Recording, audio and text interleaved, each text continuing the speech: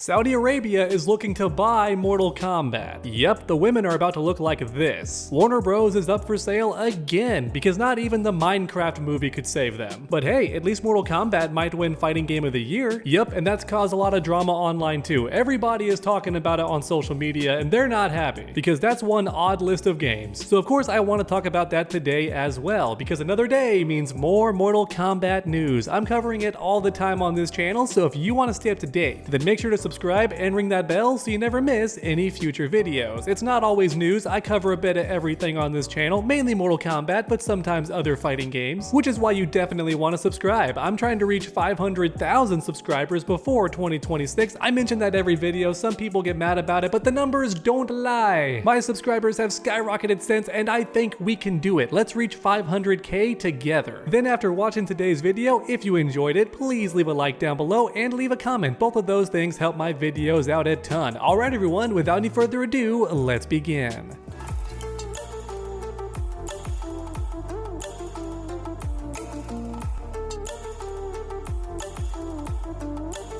Alright, so Saudi Arabia is looking to buy Warner Brothers, that's right, and for anyone watching not aware, they own Mortal Kombat. Warner Brothers, not Saudi Arabia, at least not yet. By the way, I just realized my Captain America t-shirt is very ironic given this topic, but it was not on purpose, just one big coincidence, I promise. This rumor has spread like wildfire on Twitter. I clicked the link to read the article, and honestly, it doesn't seem that official yet, nothing's confirmed. Now with that said, could it happen? Yes, absolutely. In fact, it's likely to happen because Saudi Arabia likes buying fighting games. They've done it before with SNK. That's why King of Fighters and Fatal Fury came back. So with that in mind, I think it's possible they could buy Warner Brothers and therefore become the copyright owners for Mortal Kombat. They would be in charge of the next games, which led to this amazing meme. I love this. NetherRealm was already doing this though, by the way, so nothing would really change. However, with that being said, don't freak out, okay? Don't get angry because Fatal Fury was not censored at all. The character still looks scantily clad. In fact, they added Chun-Li recently, looking thicker than ever. Her thighs have never been this massive, and also they did this. Are you ready to find out who the true Queen of Fighters is? Sure.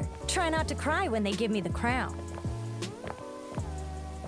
Yeah, so don't worry guys, even if Saudi Arabia does buy Mortal Kombat, which I think is not ideal because it's an American product, and obviously I don't like our stuff to be owned by other countries, but the censorship would not start, right? That's not gonna happen. So I just wanted to clarify that real quick. Saudi Arabia has bought other fighting games before and they don't censor the characters, not the women, not the men, it doesn't happen. Although with that said, now that I think about it, Mortal Kombat does have some gay characters, and that might change, I'm not sure. So far they don't change much of anything because they want the product to sell and do what makes the product sell best, right? So no censorship and not big changes of any kind that I can tell. And that's why I don't want to freak out just yet, but did want to cover this topic. Also, I don't think it's confirmed yet whatsoever. People say reportedly this, reportedly that, right? Oh, it looks like it's happening, but there's no confirmation yet. So is it happening right now? I'm not sure. Could it happen? Yes, it definitely could. Hopefully not because it's an American product. I want it to stay American, but that's just my red-blooded patriotism. Let me know in the comments how you would feel if Saudi Arabia did buy Warner Brothers and own all those IPs, including Mortal Kombat, and therefore they'd be in charge of all the Mortal Kombat stuff going forward. Let me know your thoughts about that in the comments. How would you feel if that did happen? Because you know my thoughts, I just shared them, but I love making these videos interactive, so grab that keyboard and make your voices heard. How would you feel if Saudi Arabia did buy Mortal Kombat? Today's video is sponsored by FlexiSpot, and I'm going to tell you about their E7 gaming table and their CSM chair. First up, the chair, because I'm sitting in it right now. It's very comfortable. This cushion is amazing. It's latex with memory foam to ensure soft support. In fact, it's guaranteed for 12 hours of seating. Next up, we have the 5D armrest that can turn any direction, go up and down however you want. It's amazing how adjustable these armrests are, which is perfect for gaming long hours or just watching a show and relaxing. Lean back. No, seriously, lean back because this chair is super adjustable in the back with amazing lumbar support too. So it not only feels great on your back, but you can lean all the way back if you want to as well. It's honestly very nice. This chair focuses on lumbar support, which is different from other chairs and ensures you're very comfortable even when sitting for long hours. And of course, last but not least, you can adjust the height, you can tilt the chair back and forth, even move the cushion forward or back, or the depth can be changed, all that amazing stuff that FlexiSpot is known for. It's comfortable, it's adjustable, everything you want in a chair.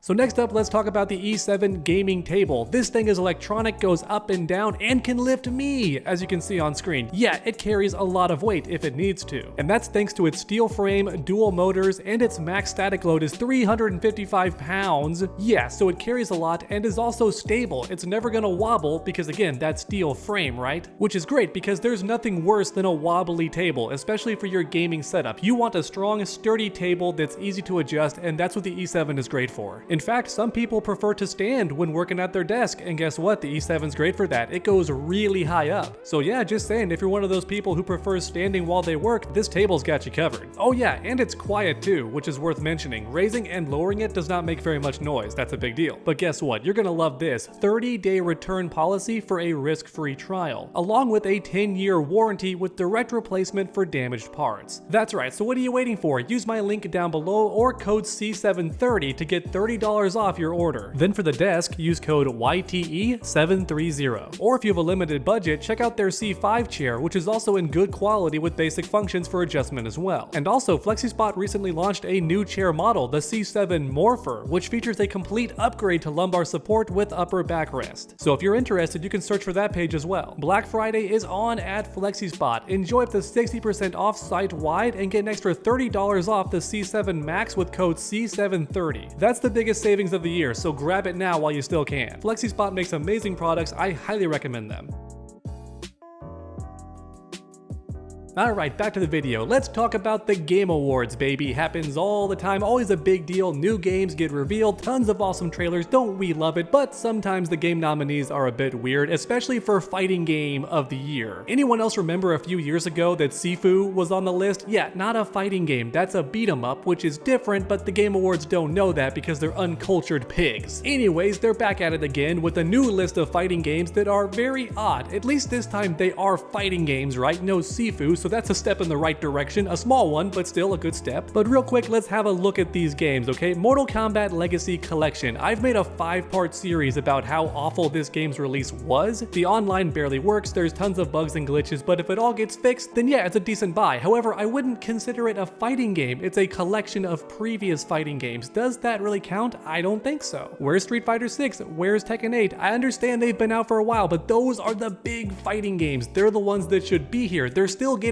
content to this day, which in my opinion makes them okay candidates for the Game Awards, but maybe that's just me. Next up is 2XKO. This game's not even fully out yet. It's in a closed beta that's ongoing forever until the game does fully release. So in other words, it's in a soft release right now, meaning many of you watching probably can't even play it. You would have had to sign up for the beta and then be given access, which most people have if they were interested and went through that process. But what I mean is you can't buy this game online right now. You can't go to a store and get this game. It's impossible because it's not even fully released, and yet it's on the Game Awards for Fighting Game of the Year or something. That's ridiculous. Next up, let's talk about Virtual Fighter 5 Revo World Stage. So this is a re-release slash remaster of Virtual Fighter 5, which came out almost a decade ago or something crazy like that, which makes it another weird candidate for Fighting Game of the Year, right? Because it's an old game, it's just been remastered. Now don't get me wrong, I like Virtual Fighter, I think it's cool, and Virtual Fighter 6 is on the way. It's being made right now, who knows when it's going to release, but it's in production. But then we have Capcom Fighting Collection 2, which also did not come out last year. I don't think, maybe it did, but it's a collection. It's not actually a fighting game, or not a new fighting game at least. You know what I mean? What I'm trying to say is that Tekken 8 and Street Fighter 6 are more new than these collection games are because none of the games involved are new, which means that fighting games from decades ago could possibly win Fighting Game of the Year. That makes no sense. It's a collection, not a new game. So to me, that makes no sense. I don't think this list of games is valid whatsoever. I'd much prefer Tekken 8 and Street Fighter 6 over this weird hodgepodge of games. However, with all that being said, remember how earlier I mentioned Saudi Arabia owning Fatal Fury? Yeah, there it is. Fatal Fury City of the Wolves is also on this list, and honestly, it's the only valid game because everything else is either a remaster, remake, or a collection, or the game's not even officially out yet with 2XKO, right? So yeah, everyone's talking about this weird selection of games for the Game Awards. It's very funny because these fighting games really don't make sense. None of them are proper candidates for Fighting Game of the Year. So pretty much everyone online agrees that only Fatal Fury feels fair to win this thing, but maybe they won't because that game's not very popular, which is a funny story in itself because for anyone watching not aware, this game had so much money put into it, especially the marketing. Fatal Fury City of the Wolves is the most expensive flop in fighting game history because it didn't sell very well, which was a big shock for some people given all the money put into it, but for longtime fans of fighting games like myself, it performed as expected because Fatal Fury is just not that popular. It was back in the 90s, right? like maybe the early 2000s, but ever since it's not been a big deal. In fact, the series was downright dead for almost 2 decades, so yeah, the game's not very popular. Even if you do dump tons of money into it, it's not guaranteed to sell well, and it did not. Which means as a result, it could lose Fighting Game of the Year despite nothing else on this list being a full fighting game or a new fighting game. Because listen, I love 2XKO. From what little I've played, it's a very fun game, but it has like 6 characters and 2 of them are locked. That's right, you gotta grind if you want to unlock that tiny roster of characters. My boy Blitzcrank and my girl Vi, I have to grind for hours or spend real money if I want to play these characters right away. Come on, man, come on. Yeah, in summary, this list of fighting games is really weird. Let me know in the comments down below which one you're gonna vote for or which one you would vote for, because obviously most of you watching probably don't care about the Game Awards, myself included. I will vote because I like to take part, but honestly, I never watch the Game Awards. I wait till the next day and then just watch all the trailers, because everything else in between is just fluff. I hate when people walk on stage and talk for like 10 minutes about nothing. Show me the games, show me the awards, reveal the new games. That's all I care about. And as a result, I almost never watch the Game Awards, at least not live. I watch it the next day, but then again, I do want to find more reasons to stream, so